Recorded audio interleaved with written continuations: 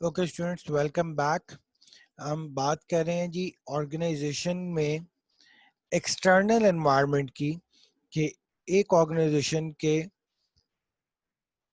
बाहर के कुछ फैक्टर्स हैं जो उस ऑर्गेनाइजेशन को इन्फ्लुएंस करते हैं, जो मैनेजर्स को इन्फ्लुएंस करते हैं। उसमें हमने पॉलिटिकल और लीगल एनवायरनमेंट पे बात की कि एक कंट्री, जिस कंट्री में आप बिजनेस कर रहे हैं, अपनी कंपनी रन कर रहे हैं, उस कंट्री की पॉलिटिकल कंडीशंस कैसी हैं और लीगल कंडीशंस कैसी हैं। लॉज जो बनते हैं वो लॉज डेफिनेटली आपको, आपकी कंपनी को, आपके बिजनेस को, उसको इन्फ्लुएंस करते हैं। जैसे laws related with taxation, laws related with import export, laws related with other aspects as well. वो सारी उन कंपनी को, एक ऑर्गेनाइजेशन को, उसको इन्फ्लुएंस कर रहे होते हैं। दूसरा फैक्टर जिस पे हम बात कर रहे हैं, दैट आर डेमोग्राफिक्स। डेमोग्राफिक्स बोलते हैं एक कंट्री की पॉपुलेशन, उसकी जो आबादी है, उनके डिफरेंट एस्पेक्ट्स को, उनकी डायनामिक्स को, कि एक कंट्री में, एक मुल्क में, उसकी पॉपुलेशन में कौन सा एज ग्रुप ज्यादा है। एक कंट्री के अंदर हर कंट्री की पॉपुलेशन जो सा है वो डायनामिक्स चेंज होती हैं। आप लोगों के शायद नॉलेज में हो, अगर आप थोड़ा स्टडी करें डायनामिक्स को, तो जो यूरोप में जर्मनी है और इटली है, इनमें एजेड लोगों की पॉपुलेशन ज्यादा है as compare to other countries. मतलब अगर हम 60 प्लस देखें, 70 प्लस देखें, 60 प्लस ईयर्स या 70 ईयर्स प्लस पीपल, तो वो पाकिस्तान में बहुत कम है। इटली और जर्मनी में वो बहुत ज्यादा है। पाकिस्तान की पॉपुलेशन का एक मेजॉरिटी पोर्शन यंगस्टर्स पे है, यूथ पे है। हमारे जो यंग एज के लोग हैं वो ज्यादा हैं इस टाइम करंट सिचुएशन के अंदर। अब देखिए, जिस एज ग्रुप के लोग ज्यादा होंगे, आपकी प्रोडक्ट्स, आपके कस्टमर्स वो ज्यादा होंगे। अगर आप कोई ऐसी प्रोडक्ट बना रहे हैं जो एजेड लोगों के लिए है, जो उन एज ग्रुप के लिए है जो 60 प्लस है, तो पाकिस्तान की टोटल पॉपुलेशन 22 मिलियन है, तो उसमें से 60 प्लस की पोर्शन, परसेंटेज बहुत कम है। तो आपके नंबर ऑफ कस्टमर्स बहुत कम होंगे, प्रोपोर्शन बहुत कम होगी। अगर यही आप जो सा है जर्मनी या इटली में है, तो उनके वो कस्टमर्स ज्यादा होंगे। आप डिफरेंट कंट्रीज की ये पॉपुलेशंस में चेंजेस आती रहती है। जापान ने अर्ली 2000s में, जब पॉपुलेशन की डेंसिटी की बात हो रही थी कि दुनिया की पॉपुलेशन बहुत बढ़ रही है और हमारे पास रिसोर्सेज नहीं है, बहुत सी कंट्रीज ने पॉपुलेशन को कंट्रोल करने की कैंपेन्स चलाई।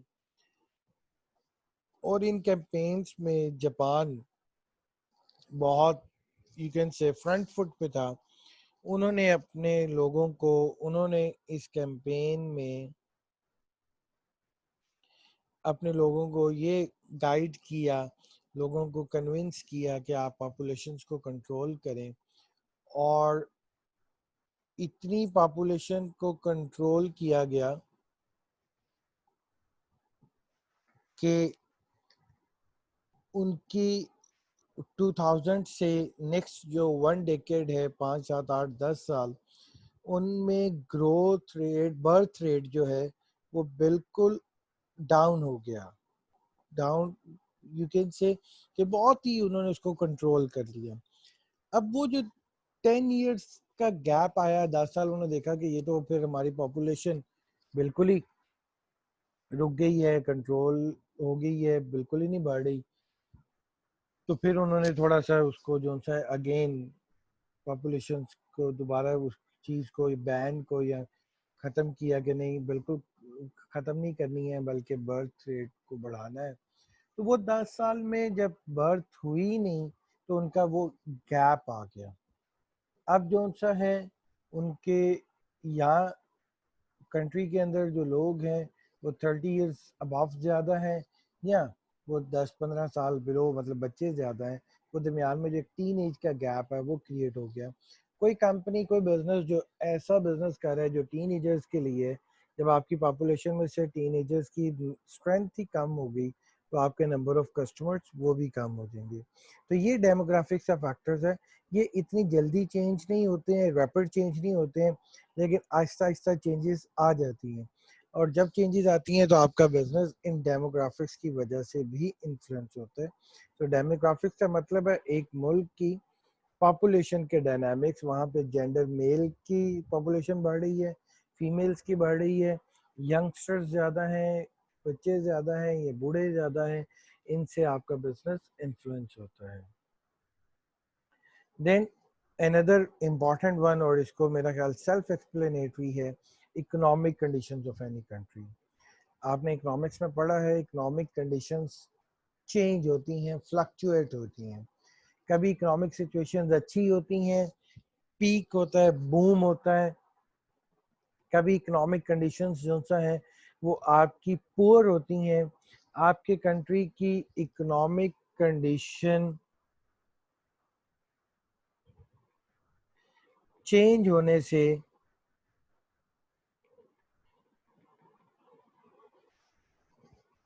इन्फ्लुएंस जो सा है वो आपके बिजनेस पे आता है। अगर मुल्क के अंदर इकोनॉमिक कंडीशंस अच्छी हैं तो उससे आपका बिजनेस भी ग्रो करेगा, कस्टमर्स ज़्यादा होंगे, सेल ज़्यादा होगी, डिमांड ज़्यादा होगी, लोगों की अर्निंग्स ज़्यादा होगी, आमदनी ज़्यादा होगी, लोगों के पास यू कैन से कि खर्चने के लिए अगर पैसे ज़्यादा हैं तो वो प्रोडक्ट्स ज़्यादा से ज़्यादा बाय करेंगे।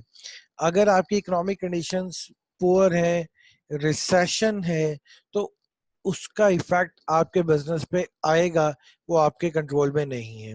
लाइक हम पाकिस्तान की ही एग्जांपल ले लें, लास्ट 2 ईयर से हमारी इकोनॉमिक कंडीशंस कोई इतनी फेवरेबल नहीं चल रही है। आप उसका इफेक्ट सभी बिजनेसेस पे देख सकते हैं, आप इंडिकेटर्स देख सकते हैं, स्टैटिस्टिक्स देख सकते हैं।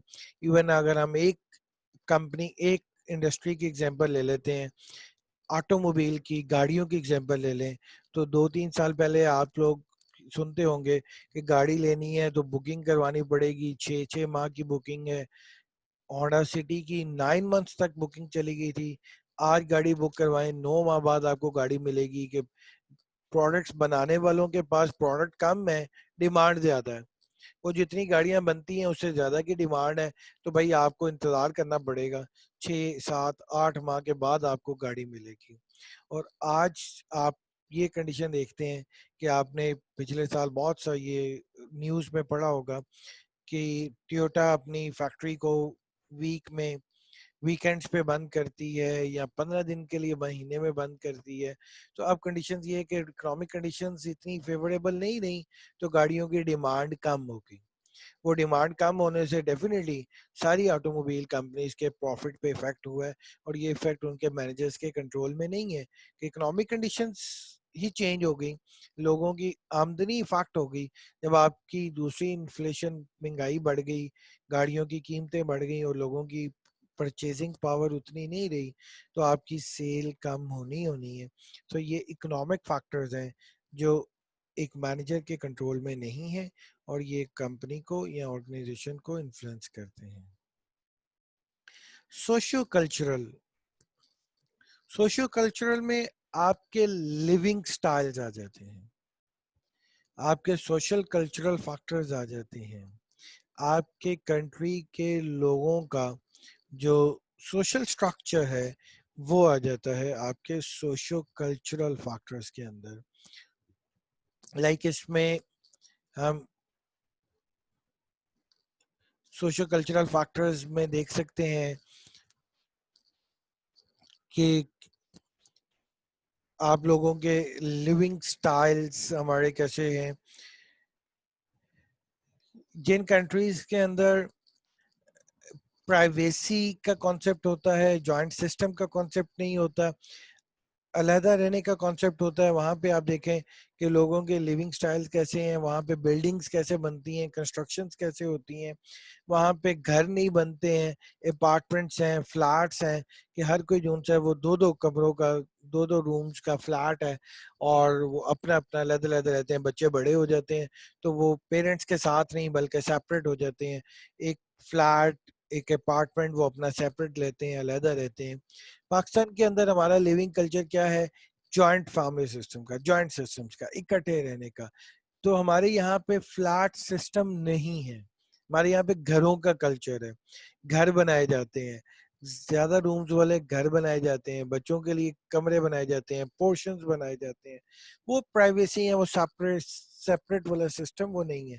तो ये सोशो कल्चरल फैक्टर्स आपकी कंपनीज को, ऑर्गेनाइजेशन को इन्फ्लुएंस करते हैं।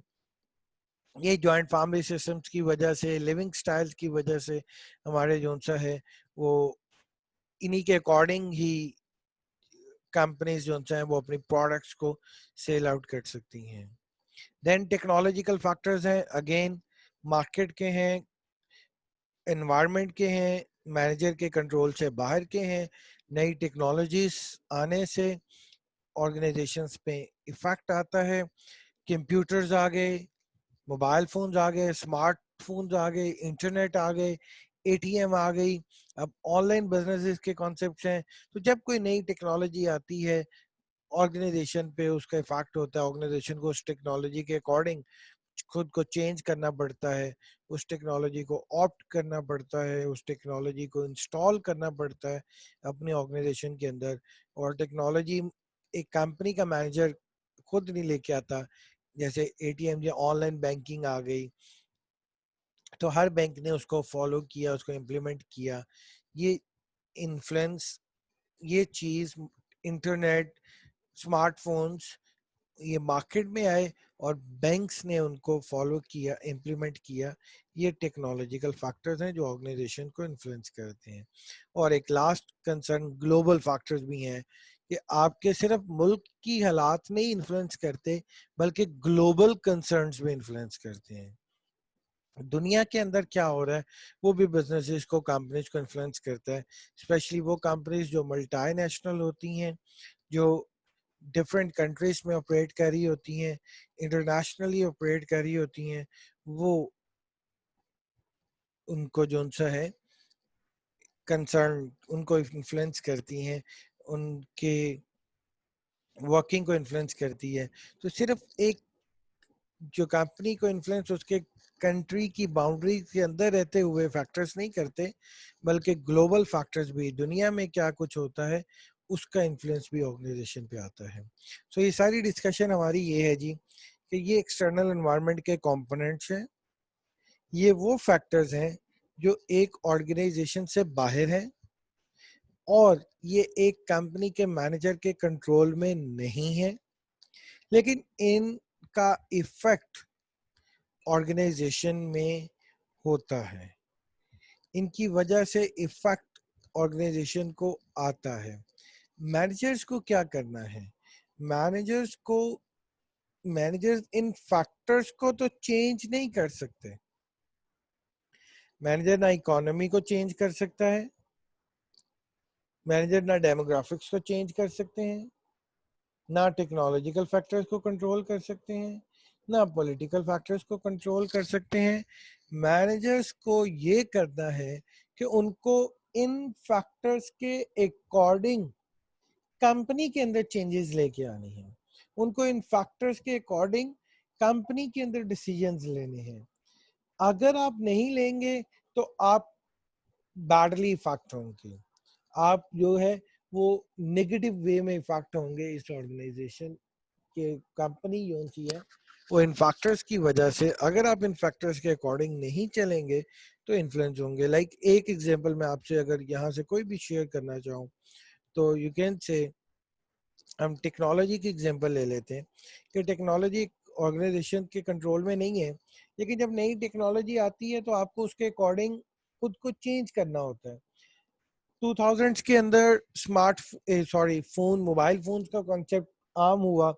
90s में मोबाइल फोन्स आए, 2000s में मोबाइल फोन्स लोगों की परचेजिंग कैपेसिटी के अंदर आ गए, लोगों ने मोबाइल फोन्स परचेज करना शुरू कर दिए। 2000s में मोबाइल फोन्स का जो यू कैन से टेक्नोलॉजी थी वो डिफरेंट थी। फिर लेट 2006 7 8 9 10 में जाके जब स्मार्टफोन का कॉन्सेप्ट आया तो आपने देखा कि मोबाइल फोन्स में चेंज आ गई, टेक्नोलॉजी चेंज हो गई। एप्पल और सैमसंग ने उस न्यू टेक्नोलॉजी को ऑप्ट किया फौरी से। एप्पल लेके आया स्मार्टफोन, सैमसंग ने भी उसको ऑप्ट किया। नोकिया जो कि एक टाइम पे अर्ली 2000 में मोबाइल फोन के अंदर टॉप पे था, स्मार्टफोन आने के बाद उसने उसको ऑप्ट नहीं किया तो क्या हुआ, वो मार्केट से खत्म हो गया। सो यही मैं कह रहा हूँ कि मैनेजर ने फैक्टर को कंट्रोल नहीं करना, बल्कि उन फैक्टर्स के अकॉर्डिंग डिसीजंस लेने हैं, स्ट्रेटजीज बनानी है। इकोनॉमिक कंडीशंस जब पुअर होती है तो आपने इकोनॉमी को कंट्रोल नहीं करना, लेकिन अगर इकोनॉमी ऐसी है जहाँ पे लोगों की परचेजिंग पावर कम हो गई है, डिमांड कम हो गई है, तो आपको ऐसी स्ट्रेटजीज और पॉलिसीज बनानी है कि आप उस पुअर इकोनॉमी में भी सरवाइव कर सकें। आपको अपने एक्सपेंसेस कम करने हैं, आपको प्राइस थोड़ी कम करनी है। समटाइम्स आपको जो सा है वो प्रोडक्ट की प्राइस रेंज कम करनी पड़ती है। लो जो सा है वो पैकिंग के अंदर उसको इंट्रोड्यूस करवा देते हैं मैनेजर्स जो है। ये लाइक भले बड़ी पैकिंग थी 100 वाली, अब लोगों की परचेजिंग पावर नहीं रही, महंगाई हो गई, वो 100 वाली चीज सपोज 150 में हो गई, तो आप उसका एक स्मॉल पैक, पहले 200 ग्राम्स था, अब आप 100 ग्राम्स वाला पैक भी इंट्रोड्यूस करवा देते हैं जो कि 80 या 90 रुपीज का है। अब लोग उसको परचेज कर सकेंगे। तो इस तरह की डिफरेंट स्ट्रेटजीज के थ्रू मैनेजर्स ऑर्गेनाइजेशंस में उन एनवायरनमेंट्स के फैक्टर्स को मैनेज करते हैं। ये सारी हमारी डिस्कशन थी कि एक्सटर्नल एनवायरनमेंट के अकॉर्डिंग मैनेजर्स को अपने आप को चेंज करना होता है। यहाँ पे 2-3 फैक्टर्स की हम बात कर रहे हैं कि वो कैसे इफेक्ट करते हैं और मैनेजर को क्या करना होता है। लाइक एक फैक्टर जॉब और एम्प्लॉयमेंट का है, मार्केट के अंदर जॉब कंडीशंस क्या हैं, एम्प्लॉयमेंट कंडीशंस क्या हैं। जैसे अभी डिमांड और सप्लाई की बात हो रही है, इस तरह आपके जब इकोनॉमिक कंडीशंस अच्छी होती हैं, जॉब्स ज़्यादा होती हैं, तो तब लोगों की भी शॉर्टेज हो जाती है, एम्प्लॉयज़ की भी शॉर्टेज हो जाती है। जब इकोनॉमिक कंडीशंस पुअर होती हैं तो बहुत सी कंपनीज लोगों को फायर करती हैं, निकालती हैं, डाउन साइजिंग करती हैं। आजकल आप देख सकते हैं कि हमारे मुल्क में भी कुछ इकोनॉमिक कंडीशंस की वजह से, कुछ रिसेंटली ये जो कोविड-19 का क्राइसिस आया है, इससे एम्प्लॉयमेंट कंडीशंस बहुत पुअर हो गई, लोगों को नौकरियों से निकाला जा रहा है, लोगों के पास एम्प्लॉयमेंट खत्म हो रही है, अनएम्प्लॉयमेंट ज्यादा हो रही है। कंपनीज जो सा है वो इन जॉब और एम्प्लॉयमेंट की कंडीशंस की वजह से इन्फ्लुएंस होते हैं। जब एम्प्लॉयमेंट ज़्यादा होती है, आपको कम कॉस्ट पे भी लेबर मिल जाती है, कम सैलरीज पे भी लोग काम करने को तैयार होते हैं, क्योंकि लोगों के पास अपॉर्चुनिटी ही नहीं होती काम को करने की। उनके पास यू कैन से कि कहीं पे एम्प्लॉयमेंट की अपॉर्चुनिटी ही नहीं होती है।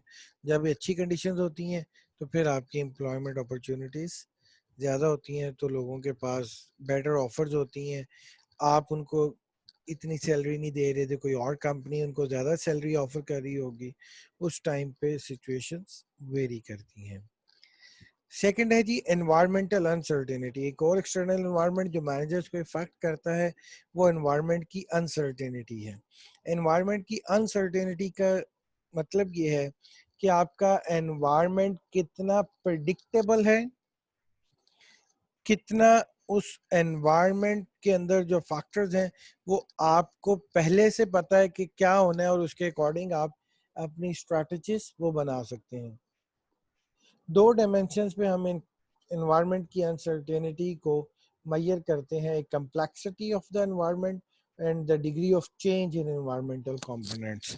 एक एनवायरनमेंट कितना कम्प्लेक्स है और उसके एनवायरनमेंट्स कितने डायनामिक हैं, इन दो फैक्टर्स, इन दो कंपोनेंट से एक एनवायरनमेंट की अनसर्टेनिटी, उसकी प्रिडिक्टेबिलिटी डिटरमिन होती है कि एनवायरनमेंट प्रिडिक्टेबल है या अनप्रिडिक्टेबल है। फर्स्ट है जी कंप्लेक्सिटी। कंप्लेक्सिटी का मतलब ये है the number of components in an external environment. उस एनवायरनमेंट के जो एक्सटर्नल एनवायरनमेंट के कंपोनेंट्स हैं कितने हैं, नंबर। लाइक एक्सटर्नल एनवायरनमेंट का एक कंपोनेंट कंपैटिटर है, कंपैटिटर्स कितने हैं, कंपैटिटर्स कम होंगे तो एनवायरनमेंट लेस कम्प्लेक्स होगा। अगर आपका एक ही कंपैटिटर है तो उसको प्रिडिक्ट करना, उस एक कंपैटिटर को जज करना आसान है, उसके अकॉर्डिंग स्ट्रेटजीज बनाना आसान है। अगर आपके नंबर ऑफ कंपैटिटर्स ज्यादा हैं, 20 कंपैटिटर्स हैं, तो आप हर एक कंपैटिटर को जज नहीं कर सकते, आप हर एक कंपैटिटर को कंट्रोल या मैनेज नहीं कर सकते। आप एक के अकॉर्डिंग स्ट्रेटजी बनाते हैं, दूसरा कंपैटिटर कोई नई स्ट्रेटजी, कोई नई ऑफर या नई प्रमोशन ले आता है, तो आपका एनवायरनमेंट कम्प्लेक्स है, नंबर ऑफ कंपैटिटर्स ज्यादा है, नंबर ऑफ सप्लायर्स कितने हैं। सो कंप्लेक्सिटी ऑफ द एनवायरनमेंट का मतलब है कि एनवायरनमेंट के अंदर नंबर ऑफ कंपोनेंट्स कितने हैं। नंबर ऑफ कंपोनेंट्स कम होंगे, कंपैटिटर्स कम होंगे तो एनवायरनमेंट कम कम्प्लेक्स होगा। नंबर ऑफ कंपोनेंट्स ज्यादा होंगे तो आपका एनवायरनमेंट मोर कम्प्लेक्स होगा। दूसरा degree of change in external environment. दूसरा जो आपके एनवायरमेंटल फैक्टर्स हैं वो स्टेबल हैं या वो चेंज हो रहे हैं, वो वही रहते हैं या उनके अंदर चेंजेस आ रही हैं। लाइक अभी हमने एनवायरनमेंट के एक फैक्टर लिया है टेक्नोलॉजी। अगर कुछ बिजनेसेस ऐसे हैं जिनकी टेक्नोलॉजी में चेंज बहुत रैपिड आता है, कुछ ऐसे हैं जिनकी टेक्नोलॉजी में चेंज नहीं आ रहा या बहुत स्लो आ रहा है। लाइक अगर एक कंपनी जो कि लैपटॉप्स, कंप्यूटर्स, मोबाइल फोन्स में डील करती है तो उसका एनवायरनमेंट ज्यादा डायनामिक है, रोज नई चेंज आ रही है, टेक्नोलॉजी रोज चेंज हो रही है, रोज कोई ना कोई नई फीचर्स, नए एट्रीब्यूट्स मोबाइल फोन या लैपटॉप्स में इंट्रोड्यूस हो रहे हैं। इसके कंपैरिजन में अगर एक बिजनेस है सपोज फ्लोर मिल्क का, जनरल एंड फ्लोर मिल्क का, तो उसका एनवायरनमेंट, उसकी टेक्नोलॉजी चेंज नहीं हो रही, आटा उसी तरह से ही है, वही आटा है जो आज से 10 साल पहले था, आज भी वही है, वही मशीन्स है, मोर और लेस कुछ स्लाइटली चेंज आ गई, कोई इन्वर्टर आ गया या कोई मोटर चेंज हो गई, सो उनका एनवायरनमेंट के अंदर चेंजेस नहीं आ रही। जो फ्लोर मिल है, एक मोबाइल फोन वाली कंपनी है तो उसके एनवायरनमेंट के अंदर चेंजेस ज्यादा आ रही हैं। तो एक बिजनेस के एनवायरनमेंट की अनसर्टेनिटी इन दो फैक्टर्स पे हम डिटरमिन करते हैं। ये एग्जिबिट हमें इन फैक्टर्स के बारे में बता रही है जी। एक तरफ डिग्री ऑफ चेंज है, एक तरफ डिग्री ऑफ कम्प्लेक्सिटी है। डिग्री ऑफ कम्प्लेक्सिटी का मतलब है आपके एनवायरनमेंट में नंबर ऑफ फैक्टर्स कितने हैं, कम या ज्यादा। नंबर ऑफ फैक्टर्स ज्यादा होंगे तो एनवायरनमेंट कम्प्लेक्स होगा, नंबर ऑफ फैक्टर्स कम होंगे तो एनवायरनमेंट सिंपल होगा। वो फैक्टर्स चेंज भी होते हैं या स्टेबल रहते हैं। अगर वो फैक्टर्स चेंज नहीं हो रहे तो आपका एनवायरनमेंट स्टेबल है, डिग्री ऑफ चेंज नहीं है। जैसे हमने फ्लोर मिल की एग्जांपल ली, ना कस्टमर्स की कोई प्रेफरेंसेस चेंज हो रही हैं, ना डिमांड्स चेंज हो रही हैं, ना टेक्नोलॉजी चेंज हो रही है, रिलेटिवली स्टेबल है। दूसरी तरफ अगर वो एनवायरनमेंट डायनामिक है, उनमें चेंजेस आ रही हैं, बैंक्स की एग्जांपल ले लें, चेंजेस आ रही हैं, डायनेमिक है। टेलीकॉम की एग्जांपल ले लें, फोन्स की एग्जांपल ले लें, लैपटॉप्स की एग्जांपल ले लें, और इस तरह की जो है वो डायनामिक है। यहाँ पे हम फर्नीचर की एग्जांपल ले लेते हैं। फर्नीचर स्टेबल है, फर्नीचर लकड़ी का उसी तरह का वही चीजें बन रही हैं जो पहले बनती थी, कुछ थोड़ी बहुत चेंज आई, कोई टेक्नोलॉजी में इतनी बड़ी चेंजेस नहीं आ रही। सो जो फैक्टर्स हैं वो चेंज नहीं हो रहे, डायनेमिक में चेंज हो रहे हैं। सो इन दो dimensions, degree of complexity and degree of change, इन दो कंपोनेंट्स में हम ये 4 क्वाड्रेंट्स में एक एनवायरनमेंट की अनसर्टेनिटी फाइंड करते हैं कि एक कंपनी का एनवायरनमेंट कितना अनसर्टेन है। अनसर्टेनिटी जितनी ज्यादा होगी, मतलब आप प्रिडिक्ट नहीं कर सकते 2 माह 6 माह बाद क्या होना है, आप उसके अकॉर्डिंग एक्ट करेंगे। अब कोई मोबाइल फोन, कोई लैपटॉप की कंपनी 2 साल 3 साल की प्लानिंग नहीं करती, क्योंकि पता ही नहीं है 6 माह बाद क्या हो जाना है, 1 साल बाद क्या हो जाना है। आपकी जो लॉन्ग टर्म प्लानिंग है वो भी 1 साल तक की होगी, इससे ज्यादा की नहीं हो सकती। जो फ्लोर मिल्स हैं वो लॉन्ग टर्म प्लानिंग 3 साल की कर सकते हैं, 4 साल की कर सकते हैं, 5 साल की कर सकते हैं, क्योंकि उनके एनवायरनमेंट में चेंज नहीं आ रहा, अनसर्टेन नहीं है, प्रिडिक्टेबल है। 5 साल में ये चेंज आएगा, ये इतना आपका फैक्टर्स चेंज होंगे। So the cell 1, the first quadrant, जिसमें डिग्री ऑफ चेंज स्टेबल और degree of complexity simple. Simple का मतलब नंबर ऑफ कंपोनेंट्स कम है और वो कंपोनेंट स्टेबल है। एक ऐसा बिजनेस जिसके नंबर ऑफ कंपोनेंट्स कम है और वो कंपोनेंट्स चेंज भी नहीं होते हैं, उसका एनवायरनमेंट है जी stable environment, predictable environment, certain environment. Few components in environment, components भी कम है, ज्यादा नहीं है। Components are somewhat similar and remain basically the same, components भी कम है और वो सिमिलर हैं, एक जैसे हैं, उनमें कुछ ज्यादा चेंजेस नहीं आ रही। ऐसी कंपनी जो है इसमें minimal need for sophisticated knowledge of components, आपको ज्यादा उन कंपोनेंट्स के बारे में एफर्ट की भी जरूरत नहीं है, क्योंकि कंपोनेंट्स पुराने ही हैं, कोई नए भी नहीं आ रहे और ज्यादा भी नहीं है। ये एक कंपनी जिसका ऐसा एनवायरनमेंट है। इसकी अगर हम एग्जांपल लेना चाहें तो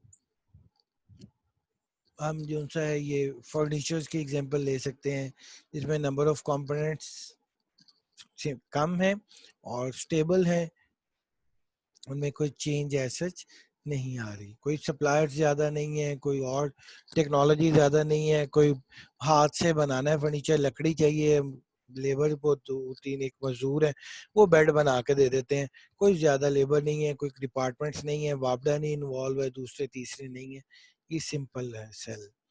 नंबर 2, सेल 2, जिसमें सिंपल है एनवायरनमेंट, मतलब कंपोनेंट्स कम है लेकिन वो कंपोनेंट्स डायनेमिक है। कंपोनेंट्स हैं तो कम लेकिन वो कंपोनेंट्स चेंज होते हैं, वो कंपोनेंट्स स्टेबल नहीं रहते हैं, सिमिलर नहीं रहते हैं। So dynamic and unpredictable environment, few components environment, environment में कंपोनेंट्स फ्यू हैं बट डायनेमिक हैं, वो चेंज हो रहे होते हैं। Components are somewhat similar but are continuously changing, वो चेंज हो जा रहे हैं बार बार।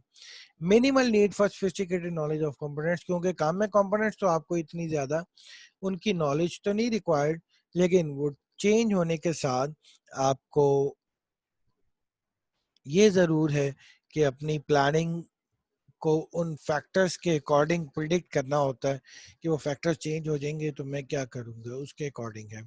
अगर इसकी हम एग्जांपल लें तो इसकी एग्जांपल में जी हमें क्या फिट बैठेगा, जिसमें नंबर ऑफ कंपोनेंट्स तो ज़्यादा हो लेकिन वो components, sorry number of components तो कम हो, सिंपल है लेकिन वो कंपोनेंट्स चेंज हो रहे हैं।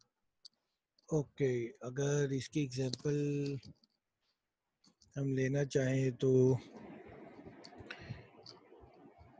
few components but they are dynamic, they are changing in that sense.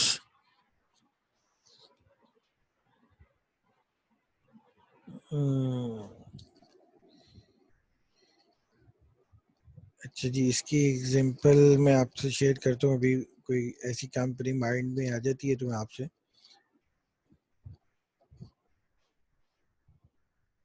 उसकी बात कर लेते। लाइक हम इसमें, जी बिल्कुल, we can have the example of boutiques. जो हमारी फैशन डिजाइनिंग है उसके एग्जांपल हम इस सेल इस टाइप ऑफ कंपनीज के एनवायरनमेंट में फिट कर सकते हैं।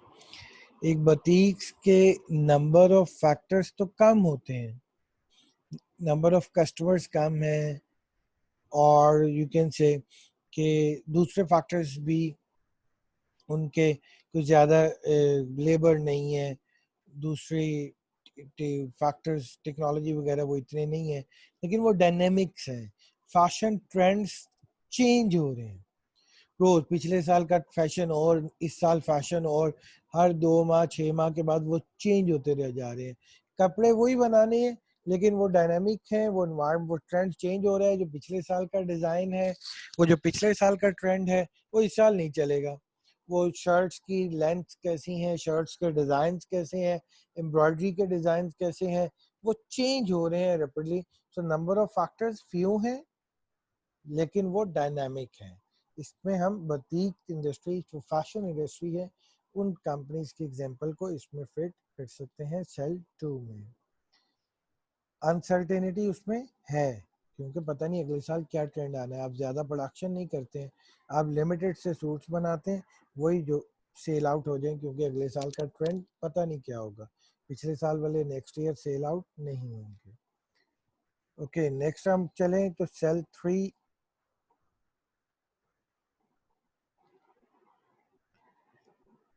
सेल 3 है जी कम्प्लेक्स एनवायरनमेंट एंड स्टेबल। मतलब नंबर ऑफ कंपोनेंट्स ज़्यादा है लेकिन वो कंपोनेंट्स स्टेबल हैं, वो कंपोनेंट्स चेंज नहीं हो रहे हैं। Stable and predictable environment, many components in environment, components are not similar to one another and remain basically the same. So इसमें कंपोनेंट्स ज़्यादा हैं लेकिन वो स्टेबल हैं। इसमें हम जो है वो we can have the example of textile industry.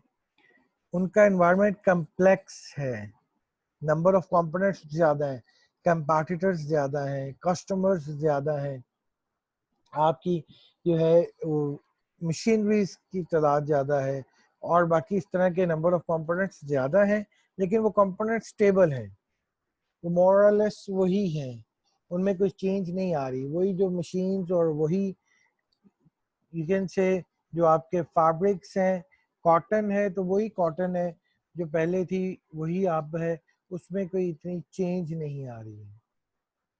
आपके जो कस्टमर्स हैं, जीन्स हैं, डेनिम है, तो वही 10 साल से आप देख लें डेनिम वही है, जीन्स वही है, उसमें कोई चेंज नहीं है। नंबर ऑफ कंपोनेंट्स ज़्यादा है लेकिन वो तकरीबन बेसिकली सेम है। एक कंपनी है उसके लाइक हम यहाँ पे CBL क्रिस्टियन बाहुमान की एग्जांपल ले लेते हैं। उसके कस्टमर्स में लिवाइज है, दूसरे तीसरे चौथे जितने भी हैं वो हैं तो ज़्यादा लेकिन उनकी बेसिकली वो सेम ही है, एक जैसी डिमांड ही है, एक जैसी ही उनकी रिक्वायरमेंट्स हैं। वो जीन्स के डिज़ाइन और मोर और लेस एक जैसे ही बनाते हैं। तो ये सेल 3 जिसमें नंबर ऑफ फैक्टर्स ज़्यादा है लेकिन वो चेंज नहीं हो रहे हैं, वो स्टेबल हैं। और लास्ट सेल 4 में ऐसी कंपनीज जिनका एनवायरनमेंट ऐसा है जो कम्प्लेक्स भी है और डायनामिक भी है, जिसमें नंबर ऑफ फैक्टर्स ज़्यादा भी हैं और वो फैक्टर्स रैपिडली चेंज भी हो रहे हैं। कम्प्लेक्स का मतलब नंबर ऑफ फैक्टर्स ज़्यादा हैं और डायनेमिक का मतलब वो फैक्टर्स चेंज भी हो रहे हैं। इसमें टेक्नोलॉजी रिलेटेड जितनी इंडस्ट्रीज हैं, कंप्यूटर्स की, IT की, मोबाइल फ़ोन्स की, टेलीकॉम की, वो सारी इंडस्ट्री इस एनवायरनमेंट में है जिनके कंपोनेंट्स ज़्यादा भी हैं और वो कंपोनेंट्स चेंज भी हो रहे हैं। तो एक मोबाइल फ़ोन कंपनी, टेलीकॉम या IT, वो अपनी प्लानिंग और तरह करते हैं, टेक्सटाइल वालों की प्लानिंग और तरह है, फैशन वालों की प्लानिंग और तरह है, और फर्नीचर या जनरल फ्लोर मिल्स हमने जिनकी एग्जांपल ली, उनकी प्लानिंग और तरह है। जैसा एनवायरनमेंट होगा उसके अकॉर्डिंग आप अपनी प्लानिंग करेंगे। सो ये सेल 4 डायनेमिक एंड अनप्रेडिक्टेबल, ये हाईली अनसर्टेन एनवायरनमेंट है, और सेल 1 हाईली सर्टेन है। इसमें अनसर्टेनिटी सबसे कम है और इसमें अनसर्टेनिटी सबसे ज्यादा है सेल 4 में। Many components and components are not similar to one another and continually changing, वो चेंज हो रहे हैं। इसमें आपको कंपोनेंट्स के बारे में सोफिस्टिकेटेड नॉलेज चाहिए हर एक के बारे में, और उसके अकॉर्डिंग आप अपनी प्लानिंग करते हैं। सो एक कंपनी का एनवायरनमेंट कैसा है, मैनेजर्स को उसके अकॉर्डिंग चलना होता है।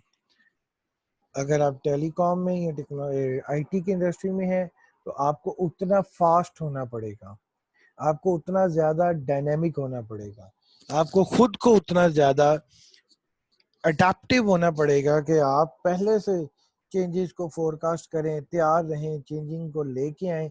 जितनी जल्दी चेंजेस लेके आएंगे उतने आप हाईली सक्सेसफुल होंगे। और अगर आप एक जनरल फ्लोर मिल्स में हैं तो आपको इतनी मेहनत इस चीज़ पे करने की ज़रूरत नहीं है, चेंजेस लाने पे, बल्कि आपको अपनी एफिशिएंसी वगैरह को बढ़ाने की ज़रूरत है, क्वालिटी को बढ़ाने की ज़रूरत है। आप अपने मशीन्स को इतना एफिशिएंट बनाएं कि वो इलेक्ट्रिसिटी कम कंज्यूम करे, वो प्रोडक्शन ज़्यादा दे। इसी में आपकी सक्सेस है। और इसमें आपको प्रोडक्शन ज़्यादा नहीं चाहिए बल्कि लेटेस्ट टेक्नोलॉजी उसके अकॉर्डिंग चाहिए। तो ये फैक्टर एनवायरनमेंट के अंदर आता है कि आपका एनवायरनमेंट कितना अनसर्टेन है।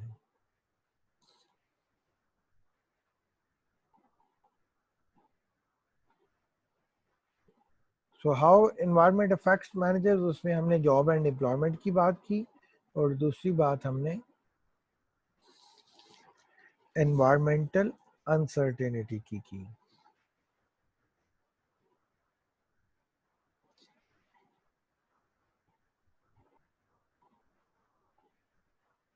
अच्छा जी, इसको पढ़ लें 5 मिनट 7 मिनट पढ़ लें, मैं उसके बाद ये सेशन हमारा एंड हो रहा है तो मैं उसके बाद रीजॉइन करूँगा, और ये स्टेक होल्डर रिलेशनशिप ये वाला टॉपिक पढ़ के तो हम इस लेक्चर को, आज के लेक्चर को वाइंड अप करेंगे। तो मैं कुछ मिनट के बाद जो सा है न्यू लिंक सेंड करूँगा, आप इसको थोड़ा सा बुक साथ रखें और रीड आउट कर लें, कोई बात है तो उसको समझ लें, फिर हम ये वाला टॉपिक पढ़ के फिर मैं आपके एट द एंड जो क्वेश्चन हैं उनसे रिलेवेंट भी अपॉर्चुनिटी आपको प्रोवाइड करूँगा। Okay students.